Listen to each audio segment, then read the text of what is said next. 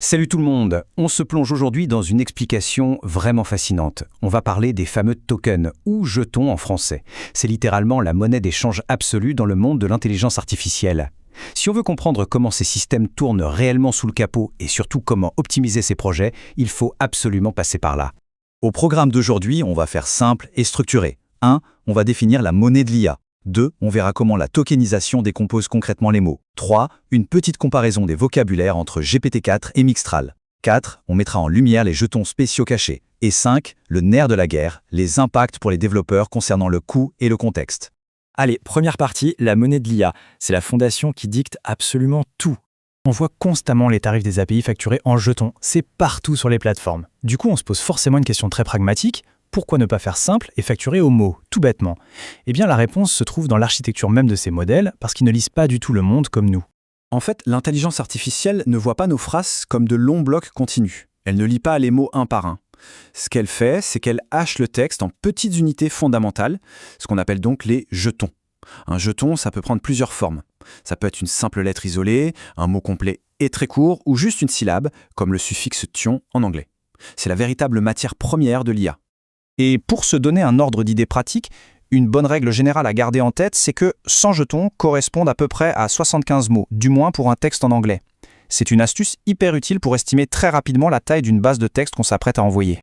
Ce qui nous amène à la section 2. Comment la tokenisation décompose les mots. C'est là que le processus devient vraiment brillant. Prenez le mot anglais « cooking ». Le modèle ne va pas s'embêter à le mémoriser comme une entité rigide et unique. Pas du tout. Il va plutôt le couper en deux. D'un côté la racine de l'action, cook, et de l'autre le suffixe ing qui indique la continuité dans le temps. C'est comme un jeu de Lego géant. Le système comprend l'intention en déconstruisant le langage. Et cette méthode est absolument redoutable face à l'inconnu. Imaginez qu'on invente de toutes pièces le terme chat-GPTing. Le système ne plante pas, il ne panique pas. Il va tout simplement repérer les fragments qu'il connaît déjà. Il isole chat-GPT d'une part et ing de l'autre. Bam! Il déduit le sens parfait du mot sans le moindre entraînement préalable. C'est magique, non? Passons maintenant à la troisième partie, la comparaison des vocabulaires entre GPT-4 et Mixtral.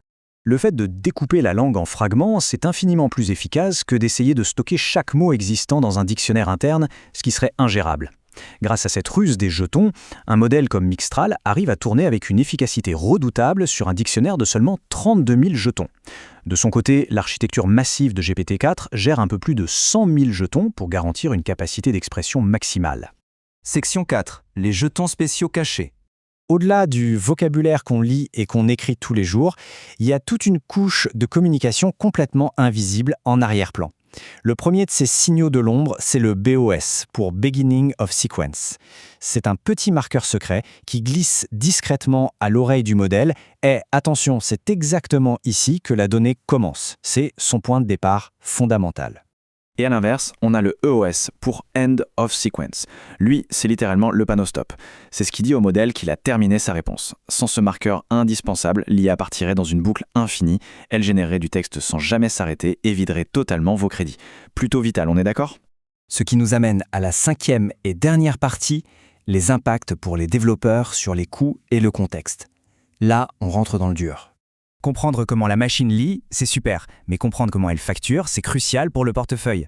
La majorité des plateformes API vous font payer à la fois ce qu'elles lisent en entrée et ce qu'elles génèrent en sortie. Il faut donc une rigueur absolue. On doit impérativement calculer les coûts des jetons entrants et sortants pour ne pas faire exploser le budget du projet. Et le plus gros défi d'ingénierie dans tout ça, c'est la fameuse fenêtre contextuelle. C'est une frontière stricte, disons, de 8000 jetons.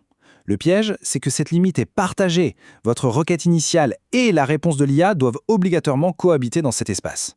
D'où les bonnes pratiques indispensables pour optimiser la consommation. Allez droit au but. Supprimez impitoyablement les mots de remplissage. Et structurez vos données proprement. Chaque jeton économisé en entrée laisse plus de place pour la réponse. Finalement, quand on comprend bien toute cette mécanique textuelle, ça nous laisse sur une réflexion vraiment intrigante pour l'avenir. Alors que ces IA deviennent capables de traiter des images et de voir le monde, comment vont-elles budgétiser cette nouvelle dimension? Si on facture un texte en le hachant en syllabes, comment est-ce qu'on découpe et qu'on facture une image? Voilà le prochain immense défi structurel de cet écosystème. Ça promet d'être passionnant à suivre.